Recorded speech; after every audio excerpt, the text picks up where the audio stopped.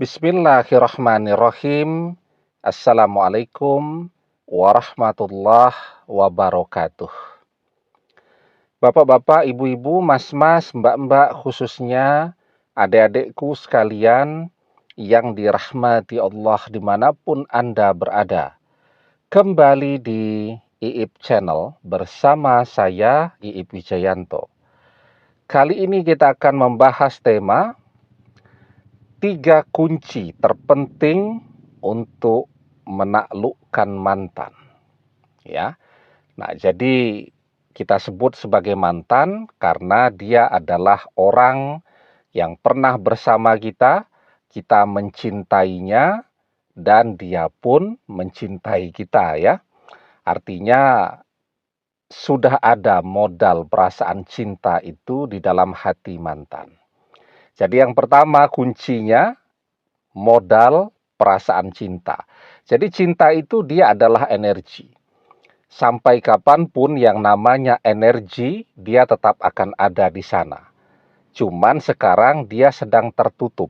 Tertutup oleh kemarahan, tertutup oleh kekecewaan, tertutup dengan kehadiran orang ketiga, dan seterusnya. Tetapi ketika cinta itu pernah ada, mantan pernah mencintai kita, maka sampai kapanpun cinta itu tetap ada di dalam hatinya. Kenapa cinta itu adalah modal yang sangat penting ya? Karena orang yang bersama itu adalah orang yang saling mencintai. Yang di dalam hati mereka masing-masing ada perasaan cinta. Misal nih ya, ketika yang mencintai cuman salah satu, perjodohan nih, dijodohkan oleh orang tua. Oke lah, yang tidak mencintai menerima perjodohan itu. Tetapi bagaimana dia menjalaninya? Dia menjalani dengan penderitaan. Ada tidak yang kemudian melalui perjodohan, tidak cinta, atau dua-duanya bahkan tidak saling mencintai, setelah itu mereka bisa bertahan awet sampai tua? Ada. Karena di dalam perjalanan rumah tangga mereka belajar untuk saling mencintai.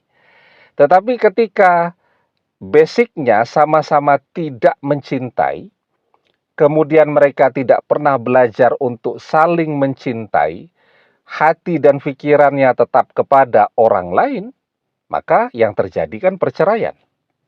Atau tadi, salah satu saja yang mencintai, yang satu mencintai orang lain, ya ujung-ujungnya akan terjadi perceraian. Nah, jadi orang yang bersama itu adalah orang yang saling mencintai. Walaupun mungkin awalnya cuma salah satu yang mencintai, yang satunya kemudian belajar untuk mencintai. Tetapi pada perjalanannya, dua-duanya saling mencintai. Nah, ketika perpisahan itu terjadi, ketika orang masih saling mencintai, maka mereka akan kembali. Ketika perpisahan itu terjadi, walaupun kelihatannya yang satu sudah tidak mencintai, tapi di dalam hatinya energi cinta itu masih akan terus ada. Yang ketika dia rapuh, ketika dia lelah bersama pasangannya, ketika dia dikecewakan, ketika dia dikhianati, nah maka energi ini akan muncul. Saat dia dikecewakan, maka orang yang pertama kali akan dia ingat adalah kita. Maka cinta itu akan menyatukan, mendekatkan yang jauh, mempersatukan yang berbeda, dan seterusnya. Maka kita diajarkan almar'u ma'a man ahabba wa anta ma'a man ahbabta. Seseorang akan bersama dengan orang yang ia cintai, dan engkau akan bersama dengan orang yang engkau cintai. Nah, jadi yang pertama, modal cinta. Artinya mantan pernah mencintai kita. Yang kedua, kita tidak pernah ragu jika mantan itu adalah jodoh sejati kita. Ya. Banyak orang yang kemudian berdoa, tetapi dia ragu. Apa iya nih mantan masih mau dengan kita? Apa iya mantan masih tertarik dengan kita? Apa iya mantan itu jodoh saya? Apa iya orang tuanya mau menerima saya? Ragu, ya. Jadi itu yang paling penting kita tanyakan ke dalam diri kita sendiri. Sesungguhnya mantan ini jodoh kita atau bukan? Itu yang paling tahu adalah diri kita sendiri. Ya, kita bisa bertanya kepada siapapun, apakah masih ada peluang saya dengan mantan? Apakah mantan saya akan kembali atau tidak, ya? Tetapi yang paling tahu itu adalah diri kita. Kalau kita yakin mantan akan kembali, kalau kita yakin mantan adalah jodoh kita, maka insya Allah mantan akan kembali dan mantan akan jadi jodoh kita. Tetapi kalau sebenarnya kita ragu itu ya, ciri-ciri orang yang ragu itu kan dia terus bertanya, ya. Asal ada postingan tentang mantan, dia mesti bertanya, apakah mantan saya masih mau dengan saya dan seterusnya. Nah, itu sesungguhnya sudah menunjukkan keraguan. Ya, orang yang yakin dia tidak akan bertanya lagi. Ya, yakin. Nah, maka yang paling tahu mantan itu jodoh kita atau tidak, itu adalah diri kita sendiri. Kalau kita yakin mantan akan kembali, maka mantan akan kembali. Kalau kita yakin mantan itu jodoh kita, maka mantan adalah jodoh kita. Orang yang yakin, kualitas doanya itu sangat berbeda dengan orang yang ragu. Orang bisa sama-sama berdoa.